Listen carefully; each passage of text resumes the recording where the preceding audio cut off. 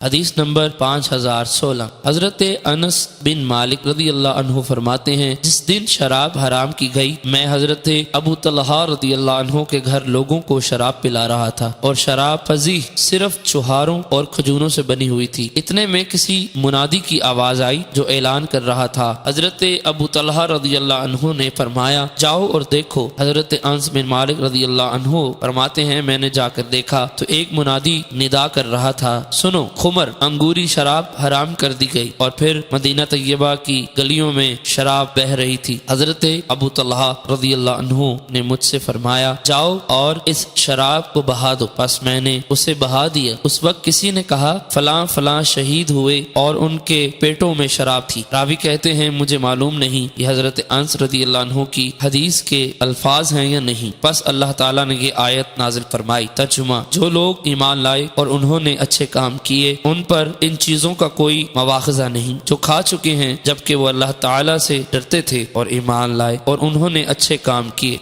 حدیث نمبر 5017 عبد العزیز بن صہیب فرماتے ہیں حضرت انس بن مالک رضی اللہ عنہ سے فضیح کے بارے میں پوچھا گیا تو انہوں نے فرمایا ہمارے پاس اس فضیح کے علاوہ کوئی خمر شراب نہیں تھی، وہ وہی شراب ہے جس کو تم فضیح کہتے ہو۔ میں اپنے گھر میں حضرت ابو طلحہ، حضرت ابو ایوب اور کچھ دوسرے صحابہ کرام رضی اللہ عنہم کو یہ شراب کھڑے ہو کر پلا رہا تھا کہ ایک شخص آیا اور اس نے کہا کیا تمہیں خبر پہنچی ہے؟ ہم نے کہا نہیں۔ اس نے کہا خمر شراب حرام کر دی گئی ہے۔ حضرت ابو طلحہ رضی اللہ عنہ نے کہا اے انس ان مٹکوں کو بہا دو۔ فرماتے ہیں اس کے بعد انہوں نے کبھی شراب نہیں پی اور اس خبر کے بارے میں سوال نہیں کیا۔